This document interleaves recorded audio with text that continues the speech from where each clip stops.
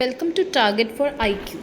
आज हम लोग एविडेंस की थर्ड वीडियो लेके आए हैं और आज मैं आपको जो कॉन्सेप्ट समझाने जा रही हूँ वो एडमिशन का समझाने जा रही हूँ। तो एक तरीके का एडमिशन होता है, one is admission of fact and other is admission of evidence. Admission of fact, कोई भी फैक्ट एडमिट करना हो तो आप सबको पता है कि एडमिशन का कॉन्सेप्ट जो है हमारा जनरली सेक्शन 17 टू 23 एंड 31 में दिया हुआ है। ओके, ये हमें पता है एडमिशन सिविल केसेस में होता है, जनरल जो हमें बात पता है, एंड कन्फेशन क्रिमिनल केसेस में होता है। तो फैक्ट के पार्ट में हमने सिविल और क्रिमिनल डिवाइड किया और जो भी सिविल के सेक्शंस हैं वो एक जगह लिखे और कन्फेशन जो कि क्रिमिनल का है वो एक जगह लिखा। उससे आपको कॉन्सेप्ट समझने में प्लस आप जब आंसर कोई लिखेंगे तो उसमें बहुत क्लैरिटी होगी। एक तरफ ये है, जैसे सेक्शन 58 भी मैंने यहाँ लिखा है सिविल में, तो जो सेक्शन 17 टू 23 है ये वाला आपको कॉन्सेप्ट पढ़ाया जाएगा, लेकिन ये जो 58 है ये मैं आपको पहले बता चुकी हूँ। ओके, कि जो एडमिटेड फैक्ट होते हैं वो भी आपको नहीं प्रूव करने होते हैं, need not to be proved, need not to be proved में दो तरीके के आते हैं, आपको पता है ना। दो तरीके वो कौन से हैं, एक है जुडिशियली नोटिसेबल और दूसरा है admitted fact. Okay, so section 58 admitted fact का है और ये जुडिशियली नोटिसेबल का कौन सा है, सेक्शन 57। ओके, अब मैं आपको एडमिशन ऑफ एविडेंस बताने जाऊंगी। आपने देखा होगा कि एडमिशन जो एविडेंस का है ये दिया नहीं है, डायरेक्ट ऐसा दिया नहीं है। लेकिन सबसे पहले हमें कुछ भी पढ़ने से पहले जब हम जाते हैं तो हमें देखना होता है कि एडमिशन एविडेंस का होता कैसे है। तो आपको सबसे पहले सेक्शन 136 पढ़ना होगा।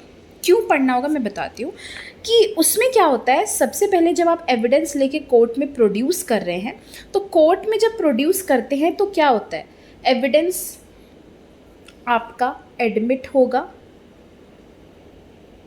या रिजेक्ट होगा। ठीक है, अगर एडमिट हुआ ठीक है तो उसके तरीके आएंगे, ठीक है, मैनर। ओके, मैनर को आप कैसे पता चला। अब आप सेक्शन 136 अपना जब देखेंगे, सब लोग बेयर एक्ट खोल के बैठा करिए, वहाँ लिखा है जज to decide as to admissibility of evidence when either party proposes to give evidence of any fact, the judge may ask the party proposing to give the evidence in what manner the alleged fact if proved would be relevant। यहाँ पर लिखा है party जब evidence लाना चाहती है तो जज पूछ सकते हैं कि मैनर क्या होगा, तो इन what manner, and that manner would be one oral, second document and third electronic record. Okay, इसीलिए मैंने यहाँ पर लिखा है स्टेप 1 एविडेंस जब भी पार्टी को प्रोड्यूस करना होगा तो कोर्ट में प्रोड्यूस होगा। तो कोर्ट क्या करती है, एडमिट करती है, रिजेक्ट करती है। अगर एडमिट हुआ है तो कैसे, ओरली हुआ है, आया था वो कोर्ट में, या डॉक्यूमेंट्री आया था, या इलेक्ट्रॉनिक रिकॉर्ड के थ्रू आएगा। अब आप यहाँ पर डॉक्यूमेंट्री का एक पार्ट और देख रहे होंगे, दिख रहा है यहाँ पर मैंने डॉक्यूमेंट्री में ऑर्डर और अप्लाई दो पार्ट में डॉक्यूमेंट्री को बांटा है। ठीक है, जैसे कि डॉक्यूमेंट्री जो होता है प्राइमरी एविडेंस भी होता है, सेकेंडरी एविडेंस भी डॉक्यूमेंट्री होता है, प्लस पब्लिक डॉक्यूमेंट होता है और प्राइवेट डॉक्यूमेंट होता है। तो प्राइमरी एविडेंस नहीं होता है तब हम सेकेंडरी एविडेंस क्या करते हैं, यूज़ करते हैं। लेकिन ये प्राइमरी एंड सेकेंडरी अप्लाई किस पर होगा, पब्लिक पे होगा, प्राइवेट पे होगा, ये हमें पढ़ना पड़ता है। ठीक है, जैसे कि कभी भी सेकेंडरी डॉक्यूमेंट जो है वो क्या है, सेकेंडरी एविडेंस हुआ। ओके, सेकेंडरी एविडेंस में सर्टिफाइड कॉपी आती है। ठीक है, और सर्टिफाइड कॉपी किसकी दी जाती है, सर्टिफाइड कॉपी एक पब्लिक डॉक्यूमेंट की दी जाती है। ये आप हमेशा पढ़ेंगे कि सर्टिफाइड कॉपी पब्लिक डॉक्यूमेंट की दी जाती है। ठीक है, तो कभी भी हमें ऐसे ही पढ़ना पड़ेगा कि कैसे दी जाती है। तो पहले हम ये पार्ट देखते हैं, देन देखते हैं कि कौन से ऑर्डर में कौन सा एविडेंस देना है, फिर किस पे अप्लाई होगा, प्राइवेट या पब्लिक पे, पब्लिक या प्राइवेट पे। थर्ड आता है आपका इलेक्ट्रॉनिक रिकॉर्ड। तो इलेक्ट्रॉनिक रिकॉर्ड के सेक्शंस जो हैं 65A है, 65B है, वो भी हम आगे पढ़ेंगे। ओके, अब आपने ये चीज़ सीखी, इसके बाद क्या है, अब हमारा सबसे पहले मैनर क्या था? सबसे पहले मैनर था ओरल। क्या था हमारा? सबसे फर्स्ट मैनर है ओरल। तो ओरल को हम सबसे पहले जानेंगे।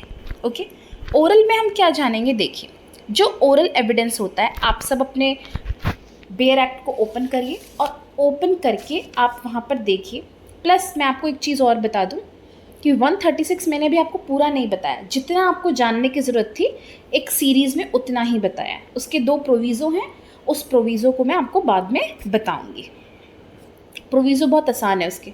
अब देखिए यहाँ पर आप अपना बेयर एक्ट खोल लीजिए सेक्शन 59 पे, क्योंकि अब हम क्या करेंगे, सबसे पहले सीरीज़ वाइज जैसे जो देना होता है उसी को पढ़ेंगे। ठीक है, जैसे ये ओरल एविडेंस हो गया, तो सबसे पहले हम क्या पढ़ेंगे? ओरल एविडेंस, ये कंप्लीट करेंगे, फिर डॉक्यूमेंट्री, फिर इलेक्ट्रॉनिक रिकॉर्ड, ऐसे ही हम लोग करते जाएंगे। फर्स्टली हम लोग जानेंगे कि ओरल एविडेंस का सेक्शन 59।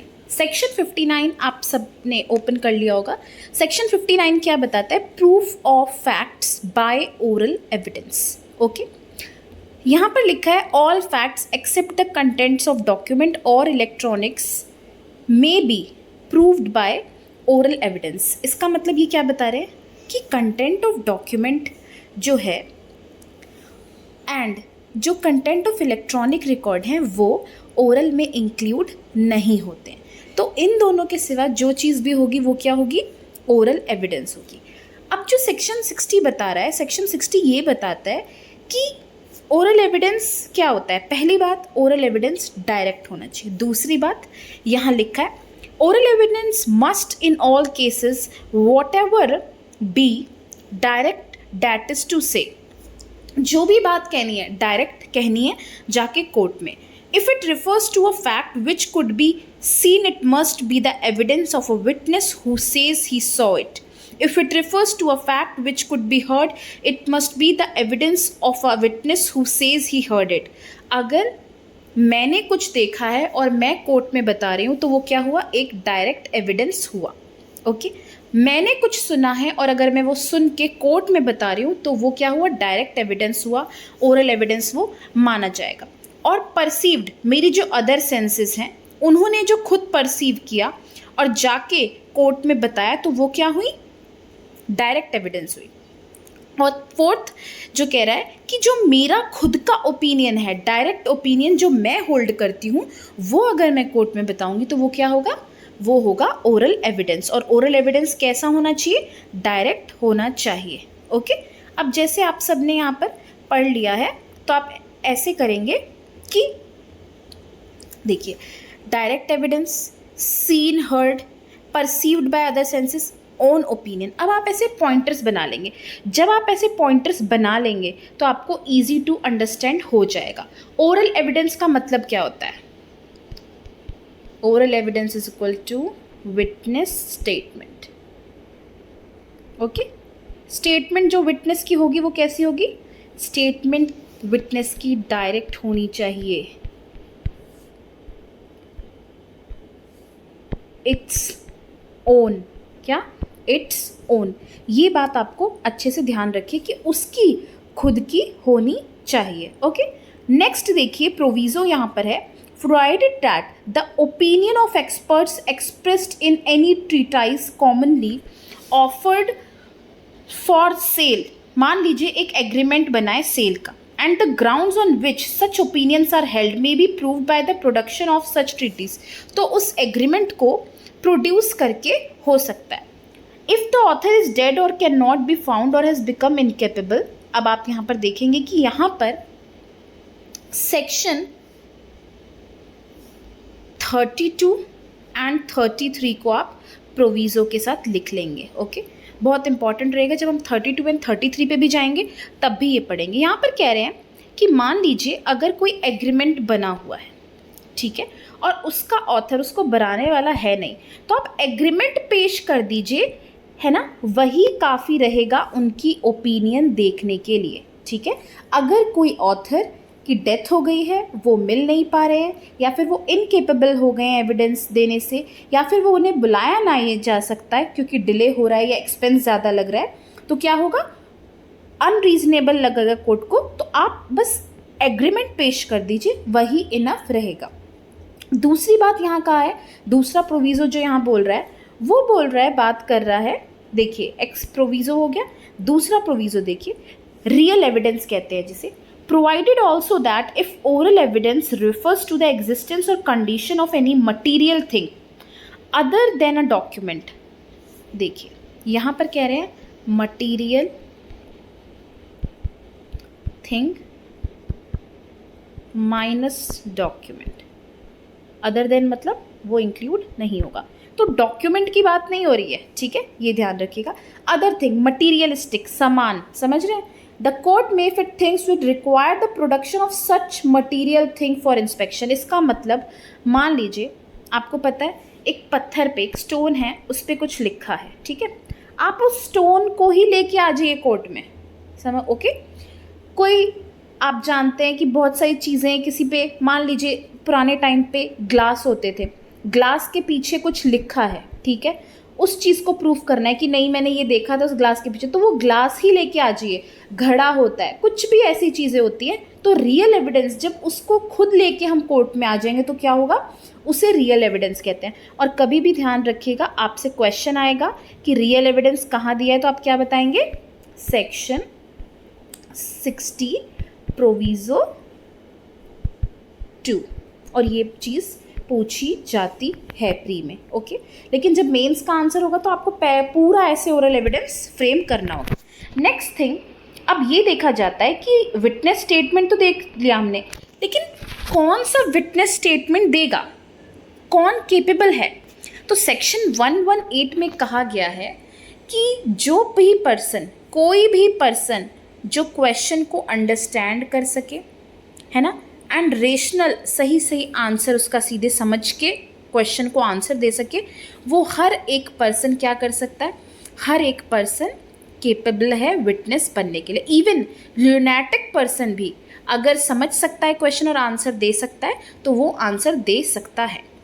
लेकिन क्या होता है, जो बहुत बूढ़ा हो जाता है पर्सन, ठीक है, बीमार है, बूढ़े हैं, या बहुत ही कम उम्र है, ये कम उम्र का है, ये एक्सट्रीम ओल्ड एज है, और किसी को डिजीज़ है, वो लोग केपेबल अगर नहीं होते तो उनको हम लोग एक्सक्लूड कर देते हैं, ओके।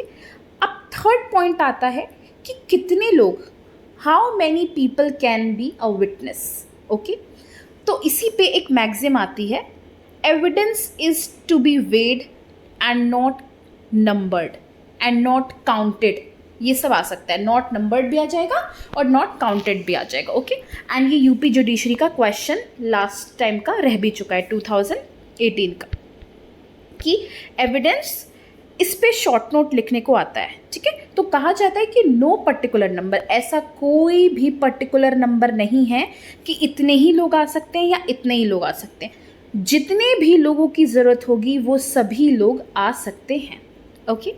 तो ये था आपके ओरल एविडेंस के बारे में, ओके, कि एविडेंस कैसे आता है, पहले मैंने आपको ये बताया, उसके बाद क्या होता है कि ओरल एविडेंस क्या होता है वो मैंने आपको बताया। नेक्स्ट वीडियो में मैं आपको बताऊंगी कि primary evidence, secondary evidence, electronic record, ये सब हम लोग सीरीज़ वाइज करते जाएंगे, okay. Thank you so much, and please हमारे चैनल को शेयर कीजिए, लाइक कीजिए एंड सब्सक्राइब कीजिए।